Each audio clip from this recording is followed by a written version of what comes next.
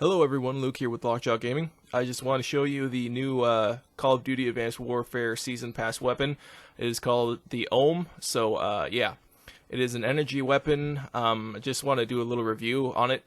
Just so you know, this game is... I joined a little further in after it started, so yeah, just be aware of that. And also, I didn't do very well on here, and I'll explain that in a little bit. But about the weapon, it is an energy weapon, so it does not shoot bullets, it shoots lasers, as you can see. Few things that I've learned about this weapon is it is very inconsistent in damage.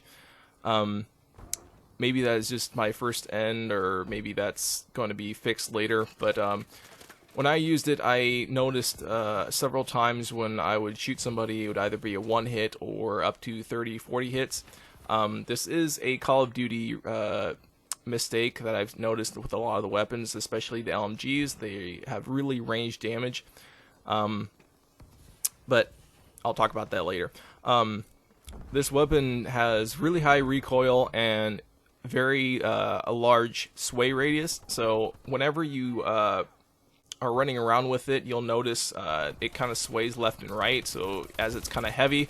As you can see right there, I shot the guy in the head several times, and I thought I killed him, but yeah, apparently didn't. But yeah, it has really high recoil, so you're going to want to get used to that. I am not sure what it's like with all the attachments. I have yet to unlock all of them. But I did unlock the quick draw grip and the red dot with it and a couple other attachments. But yeah, it has a 40 round magazine and I believe 120 rounds extra.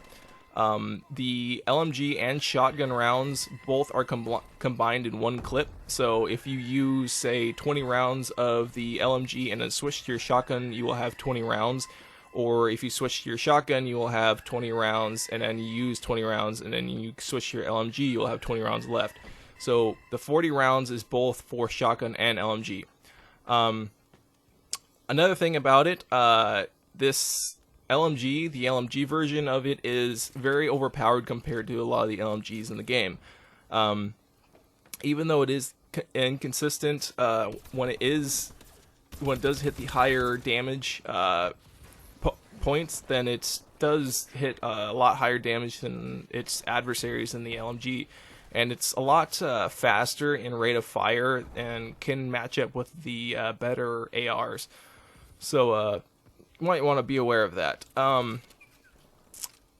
As I've noticed before, it is very cumbersome when you move. Your guy kind of lumbers along, kind of like an LMG, which is kind of nice because they didn't make it as good as an AR in that sense. You're not as fast, but it is a lot faster than the LMGs, the other LMGs. So yeah, the rate of fire is pretty high, but with the energy weapons, with a lot of them, you'll notice that the range of the lasers do not go as fast or as far as the typical bullet weapon. So you'll notice if you're trying to shoot someone far away, you'll see the bullet travel. It won't reach the person as fast as if you were firing a bullet LMG, which is kind of unfortunate. Another thing about this weapon is that when you switch to the shotgun, it does take a little while, so you might want to realize that when you are playing. So you cannot switch very fast. So if you are trying to run around and then switch to your shotgun really fast, then it's not very good. Right there, you'll notice that the shotgun spread, I switched to the shotgun and tried to shoot that guy, and I tried to hip fire because I wanted to test it out, and the spread is enormous, so you might want to be aware of that. It's about a 6-foot spread if you hold the trigger down and you spray hip fire, so that is ridiculous in the spread. So if you're going to use the shotgun, I suggest aiming down sights and possibly using some other better attachments on there, so it would reduce the spread, or just try to limit your shots to 1 or 2 a second. The damage on the shotgun is not very good. I would consider the weapon damage to maybe the bulldog, the regular bulldog, maybe even worse. However, the rate of fire and just the amount of shells that you have in your magazine, it does overpower the bulldog a little bit. Overall, the weapon is, I would say, it's a little overpowered, but it also is very inconsistent, so it kind of evens out. I would say with the recoil and the sway of the weapon, I believe they're probably going to fix something in this weapon involving either the recoil or the damage or even the laser range. But overall, the weapon is, I guess you could say, it's not too overpowered, so it would change the gameplay too much.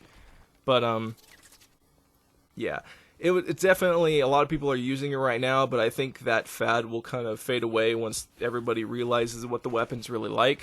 I really don't think it's going to be a game changer too much. So yeah, if you don't have the season pass and you're not sure whether you want to get it or not, just for this gun, I would suggest that the gun's not worth it by itself.